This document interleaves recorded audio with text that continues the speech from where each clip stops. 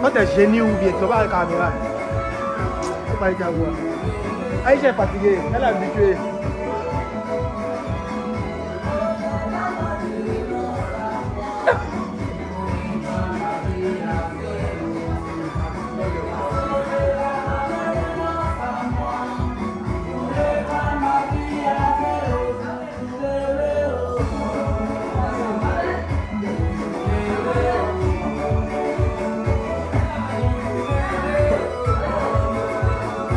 Ah ben les cahiers.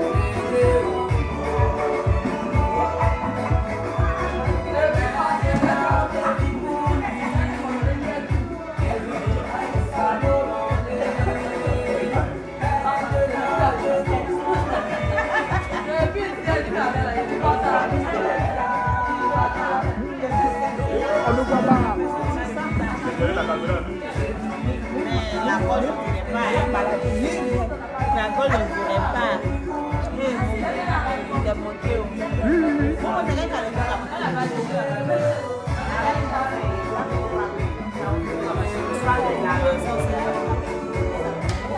C'est là qu'on est rien fait.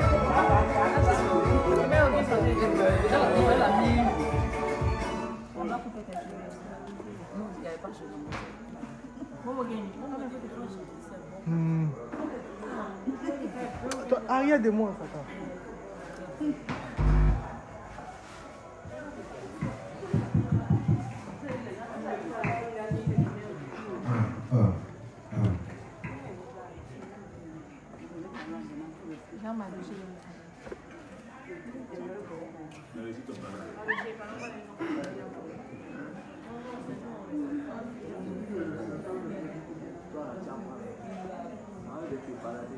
Vous montrez que c'est comme dans les films là. Allez.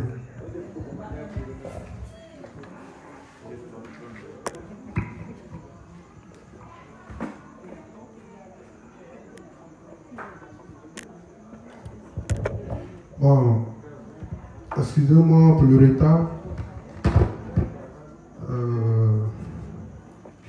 Je vous avais carrément oublié. Il est quelle heure? 20h. Ok, il n'y a pas de souci. C'est pas tous les jours, dans tous les cas, qu'il faut beaucoup parler. Aujourd'hui, nous sommes au... Quelle date là? 15. Aujourd'hui, nous sommes au 15 juin 2020. Et toujours le même thème. Ma dernière intervention sur ce thème, puisque j'ai pratiquement épuisé tous les livres. Il nous reste pratiquement 2 livres. Le livre 44, je crois, et le livre 59. Et après ça, je pense bien que nous allons boucler ce thème-là. Et s'il y a d'autres thèmes, cela nous sera communiqué et on va encore travailler. Toujours dans le même objectif, maintenir les justes dans les enseignements pendant qu'il est encore temps, afin de pouvoir préparer notre foi à tout ce qui s'en vient. Donc, toutes ces choses ne sont pas faites sans but, tout a un but. Puisque dans l'avenir, les temps seront mauvais, certainement on n'aura plus le temps de se réunir et parler de l'évangile et tous les contours de l'évangile. Donc pendant qu'il est encore temps, c'est maintenant que nous devons travailler suffisamment, étudier encore suffisamment, afin que quand viendra le moment difficile, tout ce que nous avons appris, voilà, nous utilisons ça pour pouvoir vaincre tous les obstacles. Que le Dieu des justes nous assiste, qu'il veille sur nous, qu'il nous protège. On va ensemble lui confier ce moment et ce peu de temps que nous allons passer ensemble, nous allons lui confier cela afin que lui-même il soit au contrôle de toutes choses et qu'il dispose le cœur de chacun, qu'il permette que nous soyons concentrés, qu'on ne s'attarde pas sur le vocabulaire de celui qui nous enseigne, mais au contraire qu'on s'attache à la profondeur de toutes les paroles qui sont libérées. Ensemble, on prie le Seigneur et on lui confie ce moment. Seigneur Dieu, le juste, nous te disons merci. Merci Seigneur pour la force que tu donnes à chaque juste de pouvoir venir ici chaque soir pour suivre les enseignements. Merci moi qui ai été choisi pour édifier mes frères ce soir. Je prie que tu mets le mot juste dans ma bouche, que tu me rappelles tout ce dont j'ai oublié, afin de pouvoir aussi communiquer cela à mes frères. Merci de permettre que nous soyons concentrés et merci d'avance pour ce que tu permets que nous soyons aussi des hommes de foi, de prière. Merci d'être au contrôle de toutes choses. Dans le nom de Jésus, Amen. Donc comme je le disais, j'ai commencé ce thème, je ne me suis pas présenté. Maintenant que je suis à la fin, je vais me présenter pour ceux qui ne me connaissent pas, puisque les enseignements sont en direct. Et certainement, il y a des gens peut-être qui nous suivent, mais ils ne me connaissent pas. Moi, je suis le juste. Je suis aussi l'inspecteur Konan Kwasi Asen. Voilà, je suis un juste. Je prêche l'évangile d'eau et d'esprit. Et donc, pour ceux qui ne me connaissent pas, voici mon nom. Nous allons encore continuer sur le même thème qui, depuis un moment, est d'actualité. Et le thème, c'est « Le juste doit diriger le monde et gérer ses tendances ». Je répète, le juste doit diriger le monde et gérer ses tendances. Nous avons étudié plusieurs livres. Comme je l'ai dit aujourd'hui, c'est la fin. Nous avons étudié le livre 20. Dans le livre 20, il était question il est nécessaire pour le juste de créer une nouvelle tendance. Et donc que Dieu nous inspire à créer des tendances, à apporter de nouvelles choses par lesquelles l'évangile sera connu. Tous ceux qui ont un talent, qu'ils prient pour que Dieu révèle ce talent et qu'ils mettent à la disposition de l'évangile. C'est qu'ils peuvent créer pour que l'évangile soit connu de tous, qu'ils créent. Et que eux-mêmes ils soient le chef de cette tendance et qu'ils dirigent cette tendance. Mais, comme je l'ai dit, tout objectif, c'est de créer des choses ou des tendances qui parleront de l'évangile d'eau et d'esprit. Voilà, les tendances doivent avoir un but. C'est dans le but de prêcher l'évangile d'eau et d'esprit. Si cela n'est pas suivi, alors c'est juste une mode comme tout autre. Nous avons étudié aussi le livre 28. Dans le livre 28, nous avons vu, on dit, les justes doivent se garder des tendances du monde s'ils ne veulent pas être ruinés. Donc, on dit, les justes doivent se garder des tendances du monde s'ils ne veulent pas être ruinés. Voilà, c'est ce pourquoi nous devons créer nos propres tendances et puis suivre, pour ne pas suivre le courant de la mode. Voilà, il y a plusieurs exemples. Aujourd'hui, par exemple, quand quelqu'un peut-être est noir, on dit son teint est sale. Qui a dit que quand quelqu'un est noir, son teint est sale? Donc, aujourd'hui, quelqu'un qui a l'argent, il devient automatiquement clair. Voilà. Mais tous ceux qui réagissent comme ça, ou bien nous qui réagissons comme ça, c'est parce qu'on ne connaît pas l'importance de la peau. Puisque la peau, c'est des cellules vivantes. Et en fonction des temps, voilà, la peau se met en marche.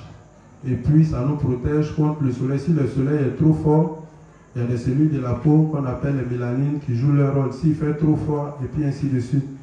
Donc, si tu rentres dans des endroits aussi, il y a son rôle qu'il joue. Donc, ceux qui détruisent beaucoup leur peau, ça fait que la peau devient sensible et fragile. Donc, dès qu'il y a un petit truc net, ça te contamine. Après, ça peut dire non, ah, j'ai des problèmes de peau, j'ai ceci, j'ai cela. Donc, pour tous ceux qui utilisent les pommades et autres, tout et tout, veillons à ce que nous utilisons des choses qui ne sont pas trop ou très agressives pour la peau. Voilà, puisque, comme vous le savez, on dit la couche d'ozone est percée. Donc, vraiment, le soleil rentre fortement, tous les climats sont bouleversés. Donc, si nous encore détruisons notre peau, on va vite mourir. Voilà, aujourd'hui, quand quelqu'un n'a pas fait, c'est qu'il n'est pas dans la mode. Et donc tous les produits sont mis en place pour avoir de grosses fesses. Voilà, donc Dieu, du coup, il ne sait pas ce qu'il fait. Et puis, il nous donne des petits fesses. Voilà, avec des petits bassins. Si Dieu nous donne des petits bassins, des petits fesses, c'est parce qu'il sait que c'est ce qu'on peut supporter. Donc, quand quelque chose vient à la mode, au départ, on dit, ah, mais c'est quoi ça? Mais pour finir, tout le monde finit par suivre. Et aujourd'hui, tous les produits qui sont vendus, c'est pour grossir les fesses et autres, tout et tout. Qui a dit que c'est tout le monde qui aime fesses? Chacun a ce qu'il préfère. Il y a d'autres qui aiment fesses, il y a d'autres qui n'aiment pas fesses, il y a d'autres qui aiment ce qui est grand détail, il y a d'autres qui aiment ce qui est court, et chacun se retrouve dans quelque chose. En tout cas, donc, si quelqu'un fait ça parce qu'il estime que voilà, c'est ce qui est à la mode ou c'est ce qui donne mari, c'est faux. Voilà, donc si on a ces habitudes, nous devons apprendre à les corriger. Je me rappelle avant, les femmes qui étaient grosses se cachaient. Mais maintenant, c'est les femmes qui sont minces qui se cachent. Voilà, tout ça, c'est l'effet de mode. Voilà, chacun a son tour. Voilà, le renard passe-passe. Chacun a son tour. Donc, on ne mesure pas le danger lié à ça et c'est vraiment grave. Ce qu'on oublie, c'est que Satan nous amène à miser sur notre beauté extérieure.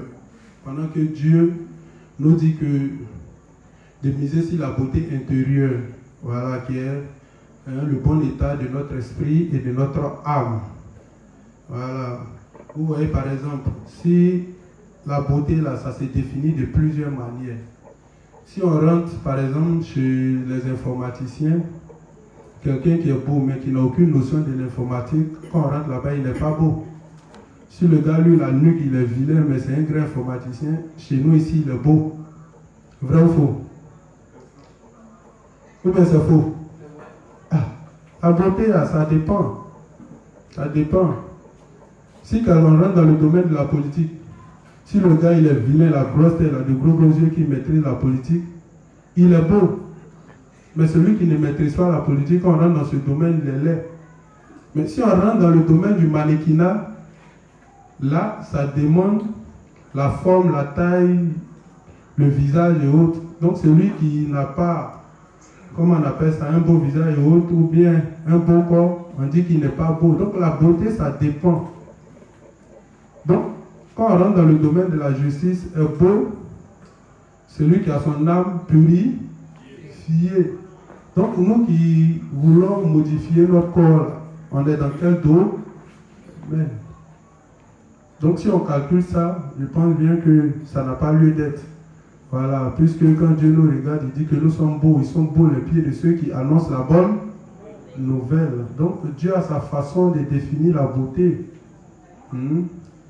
Dieu a sa façon. Le gars, il est joli, mais quand tu t'en causé à lui, tu trouves que vraiment, il est idiot, il est bête. Tu vois que là, la beauté n'a plus son sens.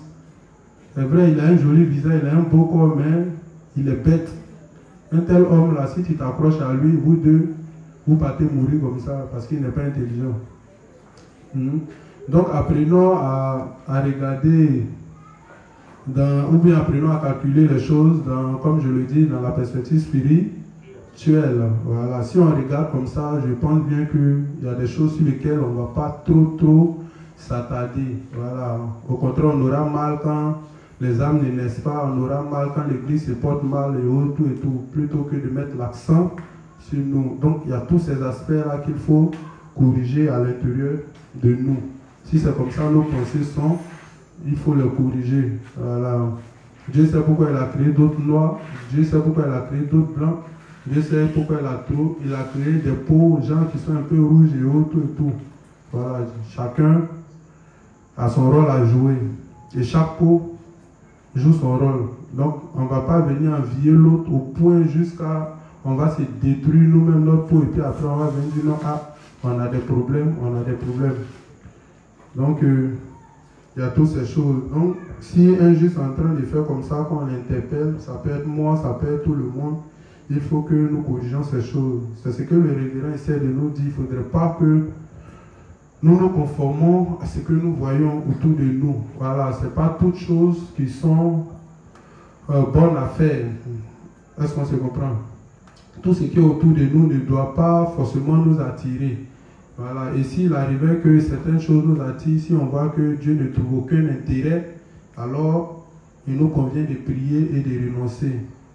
C'est de ça que la Bible parle. Toute chose m'est utile, mais toute chose, comment on dit ça, le texte ça? Tout m'est permis plutôt, mais tout m'est pas utile. Je peux tout faire, mais en faisant chaque chose, il faut que je calcule son utilité. Et pour calculer son utilité, il faut que je regarde dans la pensée de Dieu. À quoi me sert une telle chose? À quoi me sert telle chose? Est-ce que chez Dieu, c'est correct ce que je suis en train de faire? C'est comme ça qu'on arrivera à abandonner beaucoup de choses. Et dans le même livre 28, nous avons aussi étudié: si nous vivons pour le péché, nous quitterons l'église de Dieu. Certainement, nous sommes sauvés. Dieu a payé le prix de nos péchés par l'évangile d'eau et d'esprit et autres. Mais Dieu nous demande de ne pas retourner là où il nous a enlevés. Voilà, de ne pas suivre le monde du péché. Mais pourquoi Dieu nous avertit comme cela? Parce qu'un juste peut perdre sa foi. Un juste peut perdre sa foi s'il se met à suivre le courant du monde, s'il se met à suivre toutes ces tendances que le monde crée. Je dis bien, quand Satan crée une mode, une tendance, ou bien quoi qu'il crée, ça a un objectif visé. C'est de détruire notre âme, c'est de détruire les justes, c'est de détruire l'Église. Puisque j'ai dit que l'Église vit où le monde se porte bien parce qu'il y a encore des justes qui font régner la lumière de l'Évangile. Mais si le monde devient ténèbres, Dieu n'a rien à gagner parce que un monde ténébreux, Dieu n'a pas besoin. Mais les justes sont là encore pour éclairer le monde. Donc tout ce que Satan il fait, c'est dans le but de nous plonger dans le monde des ténèbres. Donc il y a des choses, si nous nous mettons à faire, au bout d'un certain temps, l'œuvre de Dieu ne va plus nous intéresser et on finira par mourir ou par perdre notre foi. Quelqu'un qui aime trop l'argent et qui estime que Dieu ne peut pas le bénir et qui commence à aller dans le monde pour chercher de l'argent, il peut finir par perdre son âme parce que, arrivé un moment, toutes les propositions qui seront faites, puisque son objectif c'est d'avoir l'argent coûte que coûte, il finira par accepter certaines propositions et il peut perdre son âme. Donc Dieu nous demande d'analyser toutes choses avant de la commettre. Et la partie même sur laquelle nous nous sommes attardés plus, c'est dans le livre 28, c'était la légitimation des péchés rend le monde encore plus méchant. Nous avons vu dans le livre 28, parlant de l'Hollande qui a légalisé plein de choses qui sont interdites dans la Bible.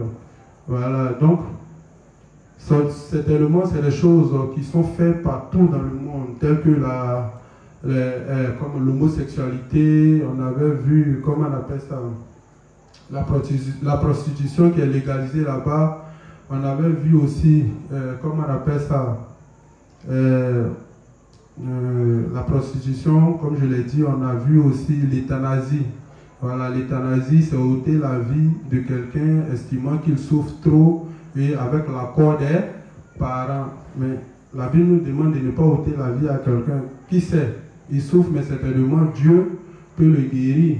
Donc, c'est des choses qui ne se font pas. Mais dans certains pays, ça devient de plus en plus légal.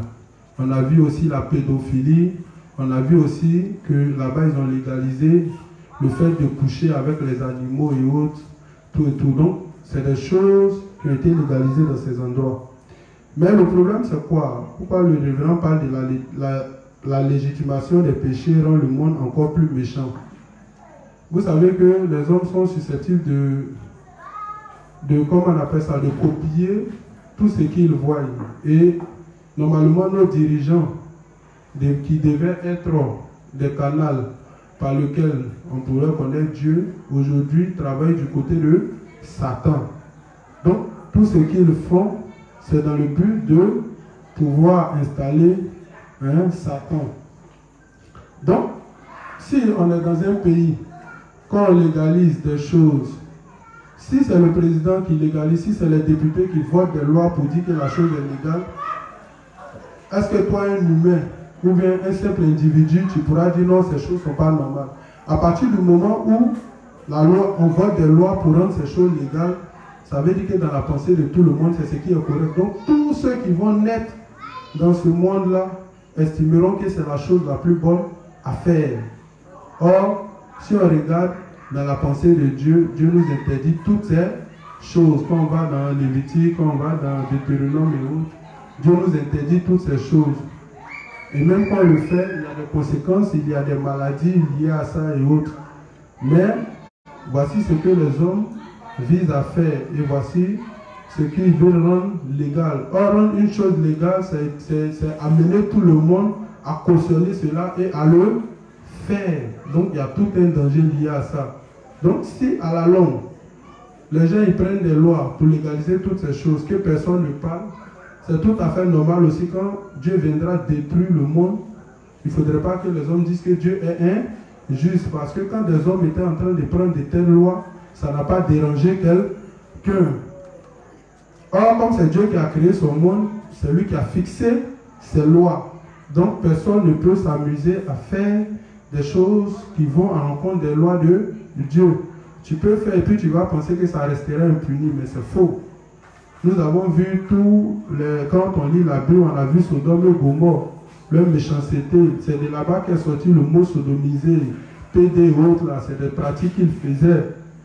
C'est des pratiques qu'ils faisaient. J'ai même dit que quand ils partaient, quand les deux anges sont venus voir l'autre, comment on appelle ça, les habitants de là-bas, ils ont vu de nouvelles personnes, ils ont vu de nouvelles femmes qu'ils voulaient avoir dans leur lit.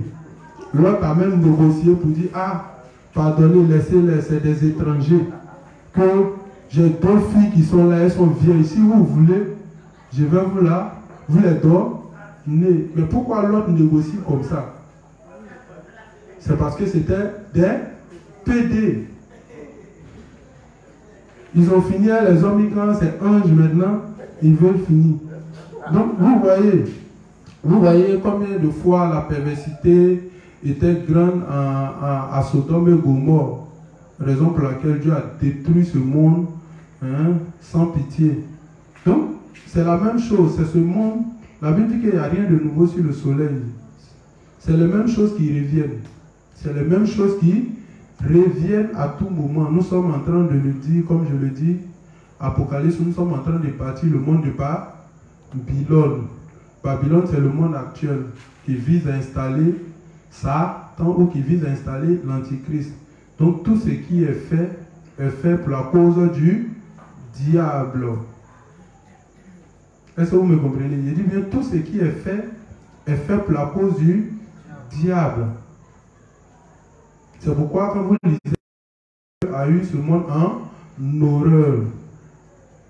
Quand vous lisez Apocalypse, je ne sais pas bien, 18 et autres, je ne vais pas lire comme je n'ai pas assez de temps.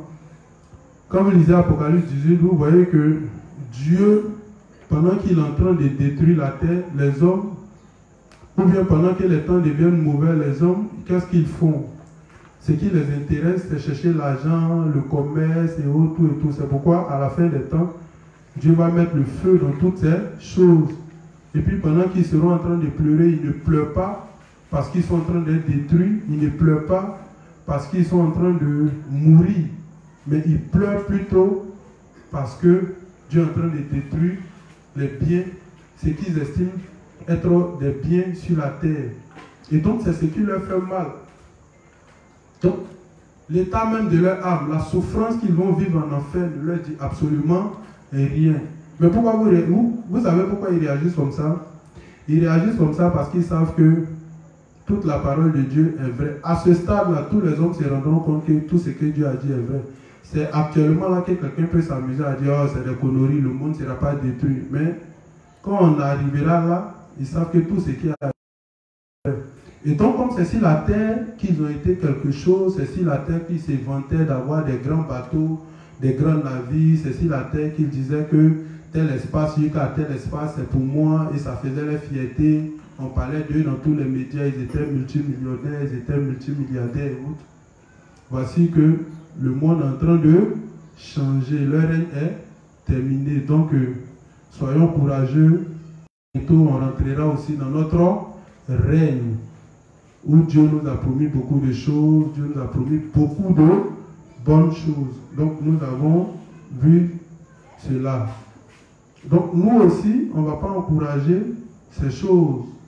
Quand on va voir ces choses, certes, on dira aux gens, comme je l'ai toujours dit, quand on est en train d'expliquer la parole ou quand on est en train d'expliquer quelque chose qui est mauvais à un homme, il ne faut pas lui expliquer en fonction de toi. Parce que si tu lui expliques que ça c'est mauvais, que tu ne le ramènes pas à Dieu, il estimera que tu veux lui imposer ou bien tu veux lui montrer que toi tu es bien et que c'est lui qui est mauvais. Mais quand on rentre dans le cas de Dieu, quand on lui explique quelque chose en fonction de Dieu, parce que quand les gens ils font les analyses, qu'est-ce qu'ils disent? Quand tu leur dis, ah non, l'homosexualité c'est des choses qui sont pas bonnes, ils disent, ah chacun vit sa vie comme il le veut. Mais tu peux vivre ta vie comme tu le veux, mais tu n'es pas propriétaire de ta vie. Parce que si tu étais le propriétaire de ta vie, normalement tu devais vivre où tu voulais mourir et puis tu allais mourir. Ou bien. Mais la preuve en est que tu n'as pas envie de mourir et puis la mort vient te balayer. Donc chacun peut dire non, laisse, on vit notre vie comme on le veut. Mais il faut dire aux gens que voici ce que Dieu a dit, voici les choses pour lesquelles Dieu appellera les hommes en jugement. Et que les gens puissent prendre conscience de cela. Ça va? Il faut expliquer la loi de Dieu. Il faut confronter les hommes à Dieu et non confronter les hommes à nous.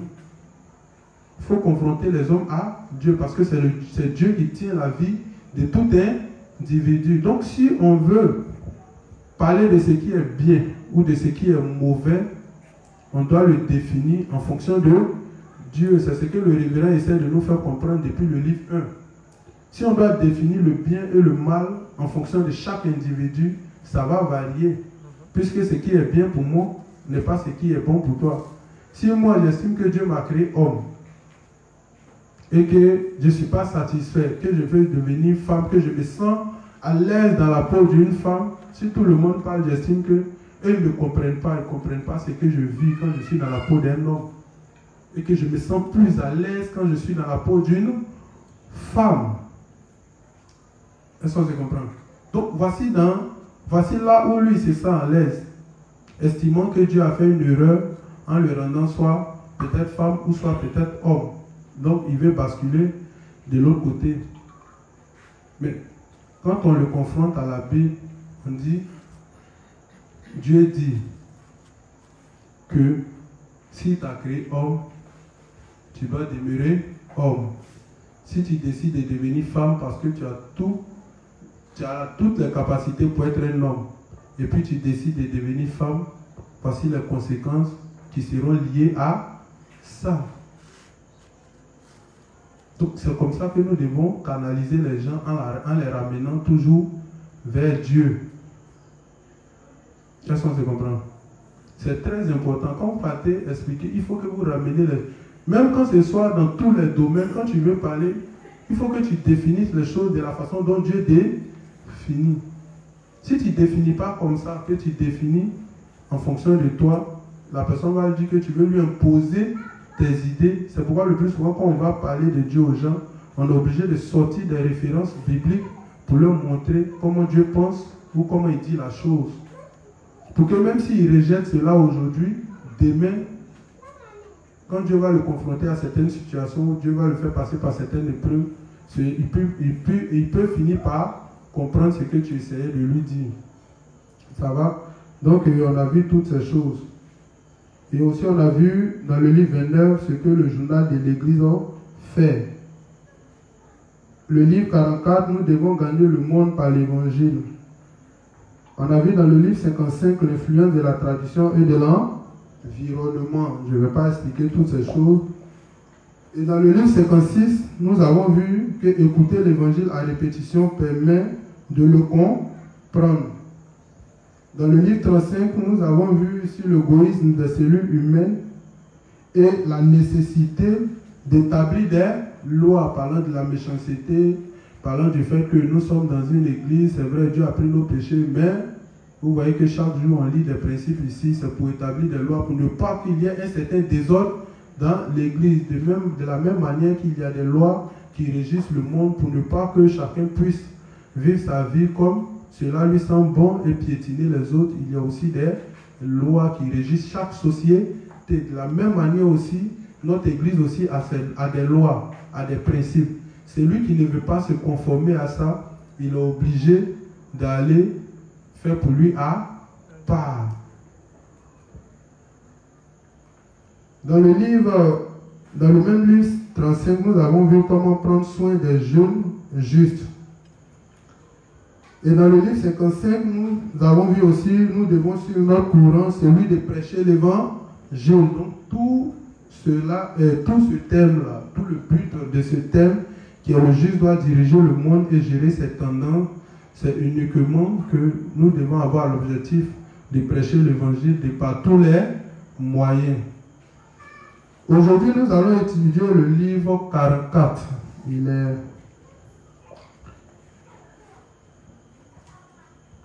Il est 38. Nous avons encore un peu de temps. Nous allons étudier le livre 44. Le révérend dit que d'ici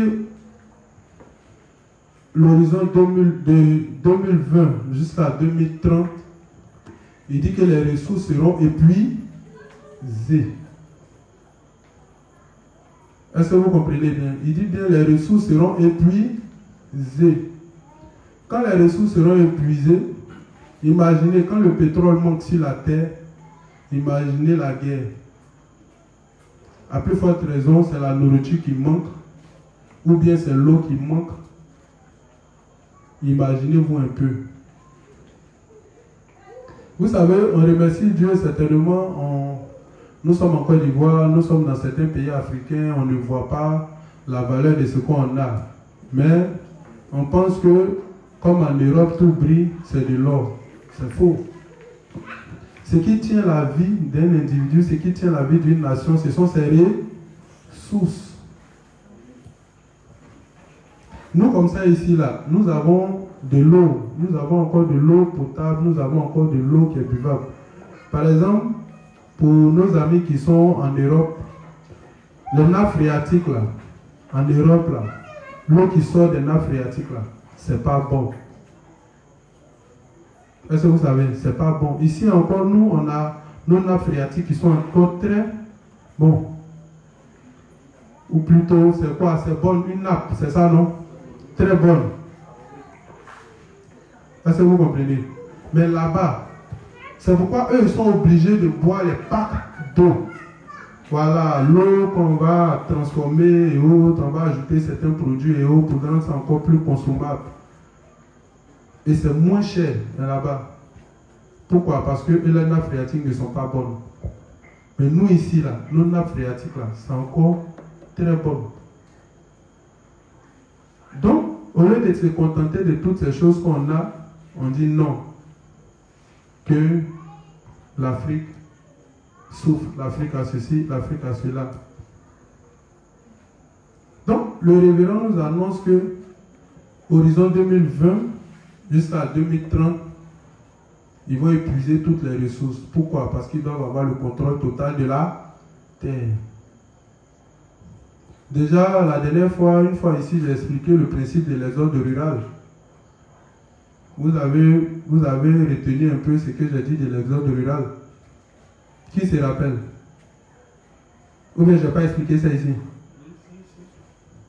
J'ai dit quoi? L'exode rural, là, c'est fait à dessein.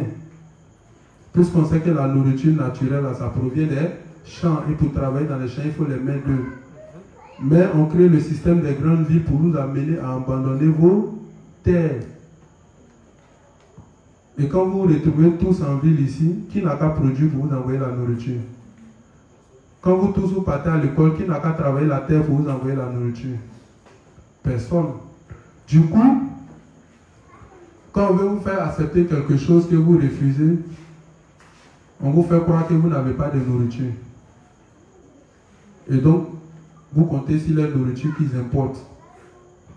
Mais quand on veut vous faire accepter une chose que vous refusez, on vous n'envoie plus nos nourritures. Et comme vous n'avez pas appris à travailler vos terres, c'est fini. Vous êtes obligé de céder. Pourtant, nous avons encore nos terres qui produisent encore. Mais qui va rester dans ces champs-là? Et on fait croire qu'un agriculteur, c'est quelqu'un qui est malheureux. C'est faux. En Europe, les agriculteurs, ils ont la gens. Ceux qui vivent en campagne, ils ont l'argent. Ceux qui ont les terres, qui ont les domaines, qui ont les campagnes, ils ont l'argent. Mais c'est ici, on nous fait croire qu'un agriculteur, il est pauvre. Et puis nous tous, on est venus se rassembler à Abidjan. Quand tu vas peut-être dans la sous-région, ouais, il y a les terres. Terrain à Abidjan est combien? Quand tu vas vers Rivera, on te parle de combien? Terrain 30 millions, 20 millions. Ici, au pouvoir, si c'est au centre-ville, 10 millions. Et puis on dit qu'on souffre, on n'a pas de terre, on n'a pas de maison. Pourtant, à l'intérieur, à terrain à combien? Tu as donné 100 000 à quelqu'un qui te donne 600 mètres carrés. Tu ne peux pas construire ce que tu veux, tu as vivre dedans. Mais on nous a conditionnés avec la ville. De telle sorte que si on n'est pas en ville, c'est comme si on ne vivait pas. Et puis en ville aussi, il y a l'air qu'on nous donne pour respirer. Il y a les gaz d'échappement, les usines, les eaux, tout et tout. Donc le plus souvent, quand la modernisation vient trop, ça finit par détruire aussi les nappes phréatiques. J'ai expliqué aussi, ils ont créé l'EVA. Aujourd'hui, l'EVA a fait que les Ivoiriens ont perdu pratiquement toutes les terres. Est-ce que vous avez ça? Et quand tu regardes le système de l'EVA, c'est comme si ça a été fait exprès. Ça a été fait exprès pour que nous n'ayons plus, comment on appelle ça, le vivrier. L'EVA actuellement. Et puis, chose bizarre, les EVA qui sont saignés là, comparé à ce qui n'est pas encore saigné là, tu ne peux pas. Mais les gens ne peuvent plus détruire pour venir reprendre encore, c'est fini.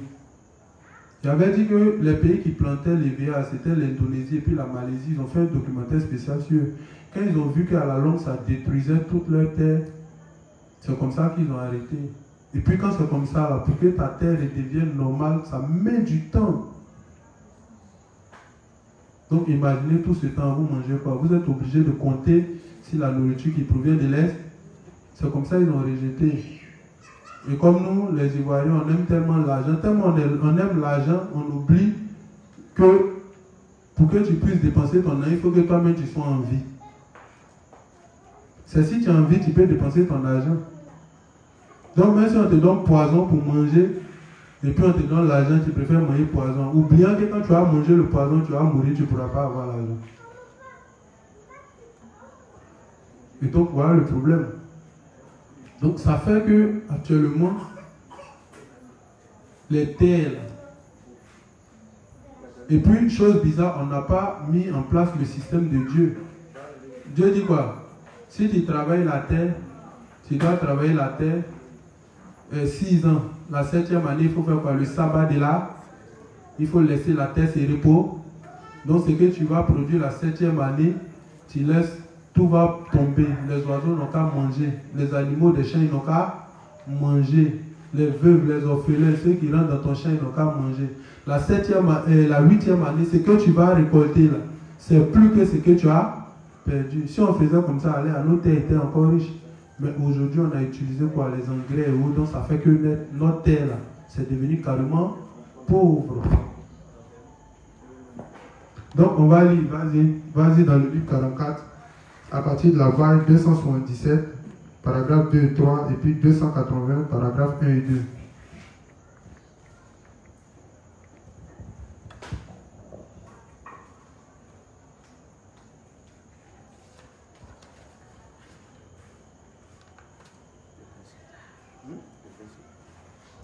Bon, ça c'est un truc que Pasteur avait ajouté. Horizon 2020-2030, comment on appelle ça? Les ressources seront épuisées. C'est ça. Livre 44, page 277, paragraphe 2 et 3, 278, paragraphe 1 et 2.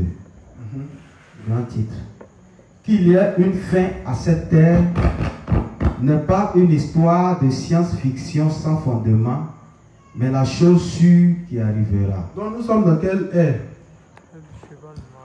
L'ère du cheval noir. Et l'ère du cheval noir est caractérisée par quoi? Famine spirituelle et famine physique. C'est pas ça? Donc, vers la fin de l'ère du cheval noir, c'est des choses qui vont Actuellement, quand le révérend dit que nous sommes dans l'ère du cheval noir, ou quand la Bible dit que nous sommes dans l'ère du cheval noir, qui est caractérisé par la famine, on ne sent pas. Ouais. Est-ce qu'on sent la famine en tant que... De telle sorte qu'on a envie de dire, mais en quoi est-ce que l'ère du cheval noir est caractérisée par la famine physique et la famine spirituelle? Quant à la famine spirituelle, c'est quelque chose qu'on a vu, puisque l'an 313, que l'évangile d'eau et d'esprit a disparu, nous voyons que les âmes souffrent de l'évangile. En Côte d'Ivoire, ici, il y avait combien de personnes qui avaient l'évangile d'eau et d'esprit? Dans le monde, quand il y a combien? C'est parce que le révérend a travaillé dur qu'aujourd'hui, les âmes sont en train de naître. Mais quand il s'agit de la famine physique et la famine spirituelle, voilà, c'est des choses qu'on entend plus ou moins de loin. Parlant du Kenya, nos voisins, de l'Éthiopie et autres, tout et tout. Donc quand tu entends de loin comme ça, là, tu penses que ça va rester au loin. Mais c'est des choses qui se rapprochent progressivement de nous, puisqu'on ne voit pas. Donc bien, on a parlé de quoi? On a parlé de la couche d'ozone qui est percée. On a dit que les rayons qui rentrent sur la Terre, quand c'est trop fort, on a dit que quand c'est trop fort, ça va agir sur la Terre. Et ce n'est pas des trucs, c'est des trucs qu'on a regardés à la télé, dans les, comment on appelle ça, sur National Geo et autres et tout. Quand la quantité de soleil rentre trop sur la Terre, il y a des types de plantes qui ne peuvent plus pousser. Quand la quantité de pluie aussi est trop, ça va aussi agir. Que ce soit sur notre santé, sur notre corps, sur tout. Et donc on dit qu'à la longue, il y aura la famine. On ne voit pas ça venir. On est en train de voir même le rétrécissement de la terre. Parlant des zones polaires, quand ça se dégèle, le niveau de la mer augmente, ça bouffe progressivement la terre et autres et tout. Vous voyez que dans certains pays, quand vous regardez, les animaux cohabitent avec les hommes puisque leur espace est réduit. Vous n'avez pas vu ça? Vous n'avez pas vu? Mais vous ne répondez pas bien. Vous n'avez pas vu? Ok. Donc vous voyez que c'est des choses qui sont réelles. Mais pour l'instant, c'est ce qu'on dit là. Quand le malheur frappe de loin, que ça ne t'a pas encore touché, tu ne sens pas ça trop. Quand on parle, bon, tu ne sais pas ce que ça fait. Mais quand ça frappe chez toi, tu comprends. Nous sommes bénis aujourd'hui, les séismes et autres, les tremblements de terre artificiels que les gens créent, des choses bizarres, on n'est pas touché par ces genre de choses. Mais si un tremblement de terre arrive ici, imaginez tout le dégât que ça va causer. Si un tsunami arrive ici, imaginez le dégât que ça va causer. Et donc, notre terre, la Côte d'Ivoire, c'est un bon pays. Même si on ne voit pas les immeubles tels qu'on le voit en Europe et autres et tout, c'est bon, nous avons un bon climat. Bénissons Dieu pour cela. Et si nous travaillons encore fortement, la Côte d'Ivoire sera un pays très convoité encore. Ça va? Donc, le révérend dit, ce n'est pas quelque chose qui est loin. Horizon 2020-2030, les ressources seront épuisées. C'est parce que les ressources seront épuisées qu'ils vont pouvoir contrôler la nourriture. Quand Apocalypse dit, si tu ne prends pas la marque de la bête, tu ne pourras ni acheter, ni vendre. Si quelqu'un n'a pas le contrôle total de la terre, des ressources, comment il peut t'interdire de manger? Hein? Comment il peut t'interdire de manger? C'est pourquoi déjà à dessein, tout exode rural qui nous a ramenés, nous tous en ville ici, là, tout ça, c'est dans un même but, c'est pour nous canaliser. C'est pourquoi ceux qui seront en ville vont beaucoup sentir. Aujourd'hui, la nouvelle nourriture, c'est quoi? C'est les fast-food. Quand vous allez bien regarder les films, là, vous allez voir qu'on parle des fast-food. Comme vous ne faites pas trop attention, vous allez voir qu'on parle des fast-food. Quand tu vois à la télé, on fait la publicité de quelque chose, c'est que ce n'est pas bon. Ce qui est bon, ils ne vont jamais faire la publicité pour que toi, le nègre qui doit vite mourir, tu puisses connaître ça et bénéficier. Mais quand tu vois on fait la pub d'une chose, c'est que ce n'est pas bon. Et surtout dans les films, Hollywood n'est pas bête. Hollywood n'est pas bête pour vous dévoiler certains secrets. Mais quand on veut dévoiler, on camoufle pour que ceux qui ont l'œil pour voir puissent voir, mais pas un profane. Et puis ils sont en train de toujours faire la pub des fast-food. des fast-food, des choses que les Européens mangeaient là-bas et quand maintenant c'est ce qui est devenu notre quotidien ici. Partout, dans tous les coins de rue, ils sont en train de mettre ce qu'on appelle les fast-food. Les enfants qui sont en train de naître là, sachez que c'est la nourriture qui est là comme ça. C'est ça qu'ils vont manger. C'est comme il y a une fois, j'ai parlé de ça ici, il y a un jeune américain qui a mangé quand il est devenu obèse. Donc maintenant, on devait, comme on appelle ça, l'opérer pour diminuer la graisse et autres et tout. Quand ils ont fini de faire, dans la vidéo, il a dit qu'il y a plein, il y a des milliers de fast-food aux États-Unis ici, mais rien n'est bon. Il a fini de parler comme ça.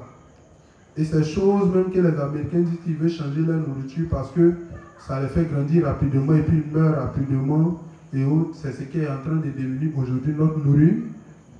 Et puis on s'étonnera que, demain on est vite mort.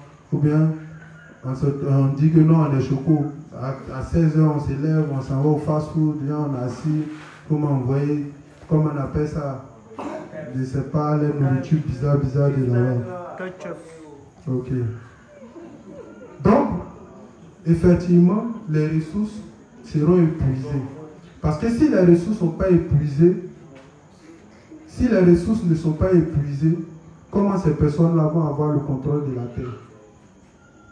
C'est parce que c'est des choses qu'ils vont utiliser pour mettre pression sur les hommes pour pouvoir amener, comment on appelle ça, les hommes à accepter la marque, qu'à la fin des temps, quand on rentre dans l'aile du cheval, vous voyez que la première des choses que Dieu détruit, c'est ces choses-là.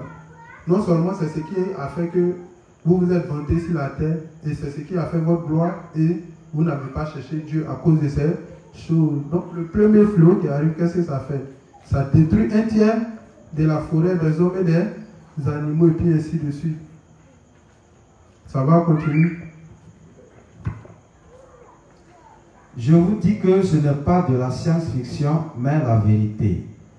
Vous et moi devons croire cela. Les gens n'ont pas tellement réfléchi à cela.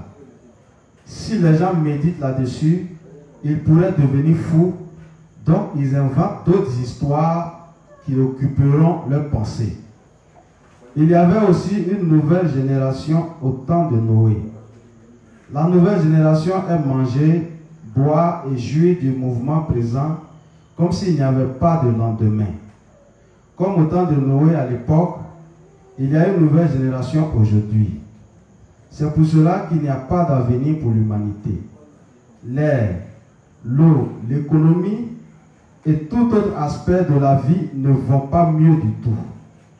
En réalité, tout empire. Vous vivez dans l'ère la plus paisible et heureuse. Est-ce que vous comprenez ce que le révérend dit? Il dit l'ère dans laquelle nous sommes en train de vivre, c'est la plus paisible et heureuse.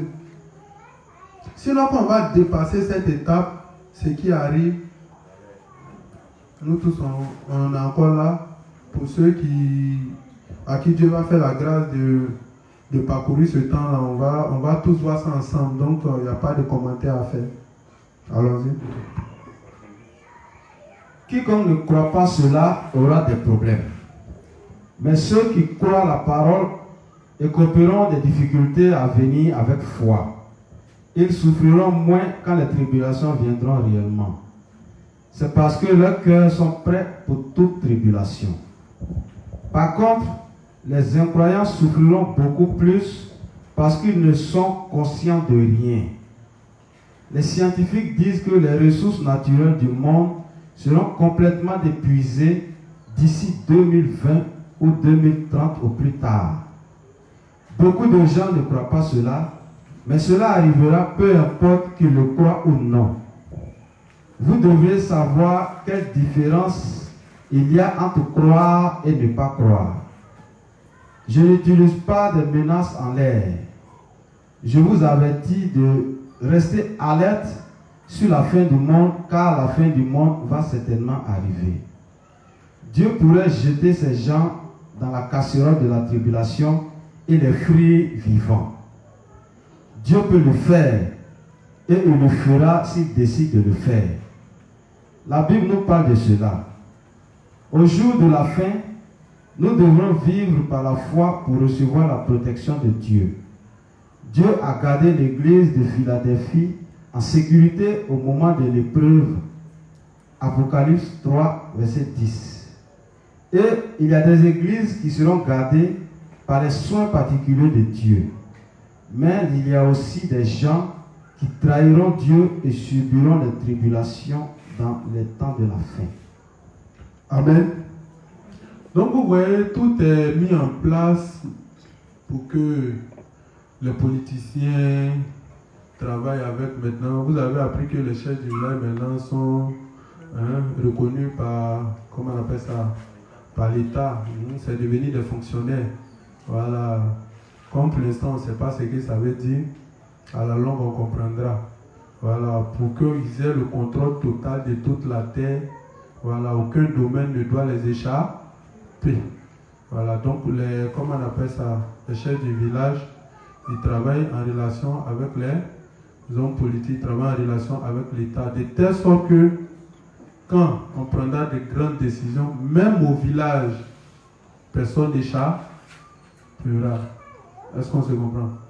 C'est pourquoi vous voyez que même maintenant ils ont affilié, comment on appelle ça, les chefs du village, ou comment on appelle ça,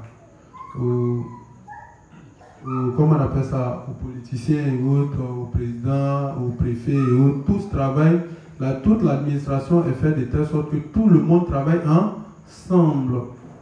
Donc, on peut dire, comme Pascal l'a dit, si c'est chaud, on va fuir pour aller au village. Mais au village, là, tu n'as pas converti quelqu'un avant. Lui qui règne là-bas, le chef du village qui règne là-bas, lui-même là, c'est un pion. Tu vas échapper comment? Lui-même, ils vont lui dire, il n'a qu'à partager la marque aussi. Tu vas dire quoi? Donc c'est pourquoi, par anticipation, le révérend dit de payer nous-mêmes nos propres forêts. Et puis, si on paye nos propres forêts, ce n'est pas des pêcheurs qui vont venir travailler la terre pour nous. On doit apprendre à travailler la terre. Parce que le problème, ce n'est pas de payer. Si tu as fini de payer, tu fais comment? Il faut travailler la terre. Donc, tous nos chocolats, on est dedans. Au bout d'un certain moment, on doit pouvoir travailler la terre pour gagner de quoi manger. Parce que les ressources, là, tout sera contrôlé. Il y a quelque chose même que je me demande et je répète à chaque fois. Quand ils vont finir de construire les grands hypermarchés et finir de faire les fast-food, même dans, parce que le projet des fast-food, là, je ne comprends pas pourquoi, même dans les quartiers les plus pauvres, on installe les fast-food. Oui, oui. Même dans les quartiers les plus pauvres, on installe les fast-food. Est-ce qu'après ça, ils ne vont pas demander à ce que, bon, derrière même tous nos marchés où comment on appelle ça, on vend de la nourriture naturelle, on trouve toujours que c'est des terrains qui doivent exploiter, après ça n'appartient pas, c'est pas fait pour que ça soit des marchés. C'est pas ça. Voilà, donc on ne sait pas si à la longue ils vont, comment on appelle ça, faire disparaître ces marchés-là au profit de... Parce que si vous continuez de manger tout ce qui est sauce grecque, toutes ces choses-là, comment ce qui est dans les super hypermarchés là va marcher? Donc certainement, il y a ces marchés-là peut-être à la longue qui vont disparaître. Ça va? Donc le révérend nous dit que l'avenir, l'avenir n'est pas vraiment, c'est pas bon. L'avenir n'est pas bon. Donc déjà par anticipation, il faut que nous commençons à préparer notre foi. Les pécheurs, ils disent déjà que quand cette période-là va arriver, là, ils seront déjà enlevés. Donc, nous on sait qu'on ne sera pas enlevés et que cette période-là même là, c'est nous qui allons souffrir plus. Donc déjà, nous devons commencer à préparer notre foi, à préparer notre foi pour pouvoir faire face à toutes ces difficultés qui viendront dans l'avenir. Ça va? Donc Satan travaille à avoir le contrôle total de toute la terre.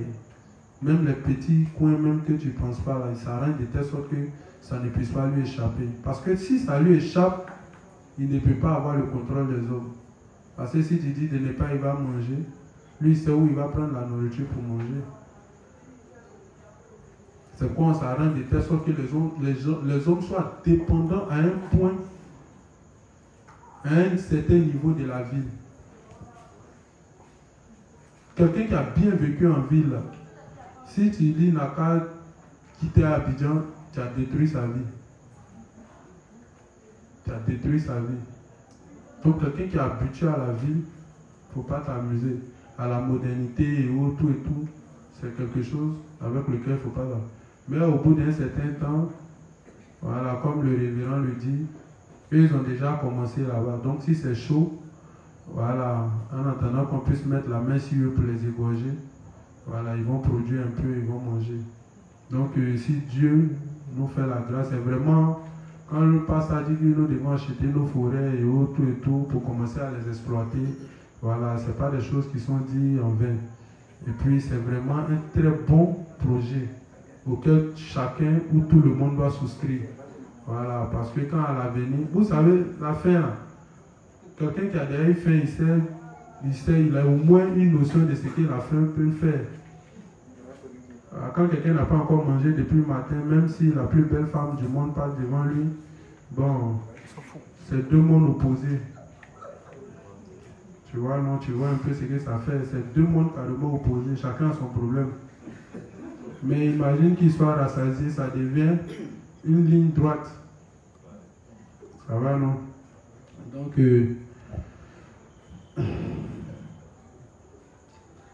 il est 21h03. Je suis venu certainement en retard. J'avais voulu terminer mon thème aujourd'hui, puisqu'il restait pratiquement 2 livres. Mais tout ce que Dieu fait est bon. Voilà. C'est vraiment très bon et même très très bon. Donc, s'il permet que... Parce que déjà, même là, s'il est fini aujourd'hui, là, il n'y a personne qui a été programmé pour occuper les lundis et les mardis, si c'est le mois. En attendant que l'inspecteur Goury me fasse, comment on appelle ça, une nouvelle programmation, c'est moi qui occupe les lundis et les mardis. Donc, si j'ai fini aujourd'hui, demain, ça va rester comme un creux. Donc, vous voyez que tout ce que Dieu fait est bon. Voilà. Donc, on se revoit demain encore. Et puis, on va parler encore, on va échanger. Et si demain, j'ai vite fini le livre, on va causer, on va se poser des questions. Et quand on dit au juge de poser des questions, personne ne veut poser des questions. Voilà. Donc, demain, on va terminer. J'ai fini. Ce que chacun a retenu, que l'Esprit Saint lui permet de garder ces choses. Là, comme ça, quand les moments vont arriver, il ne va pas dire non, on ne nous avait pas dit. Parce qu'une fois que cette période-là va arriver, c'est chacun pour soi, Dieu pour tous, on se retrouve au paradis. Voilà, quand chacun court, on dit de ne pas regarder derrière. Voilà, ce n'est pas en ce moment on va venir donner enseignement encore si quoi que ce soit. Donc c'est pendant ce moment-là que chacun doit en profiter pour amasser. Enseignement on donne là, ce n'est pas pour quelqu'un, c'est pour nous tous. C'est pour que nous tous on puisse préparer notre foi et qu'on ne pense pas que demain sera meilleur.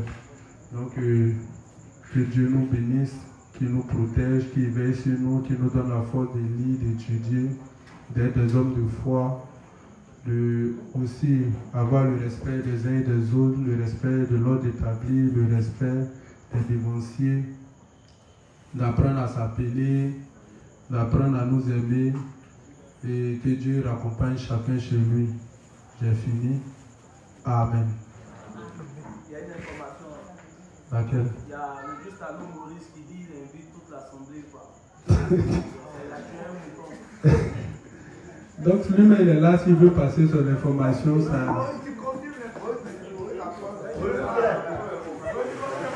Maurice, il y a la caméra, il y a la caméra. Maurice, il y a la caméra.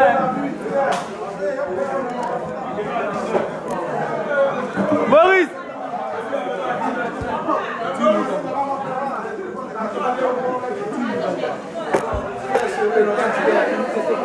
C'est faux, c'est faux.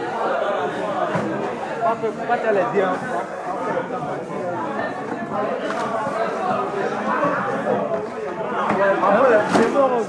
Avant la pluie, après la pluie, même ça devait... Il n'est pas regardé. Est-ce que c'est la pluie de dormir? Non, le soir, il regarde.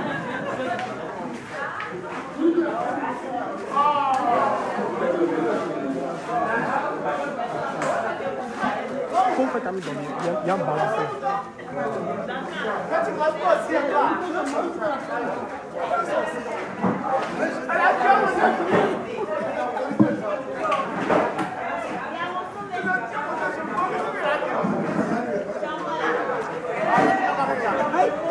Je continue.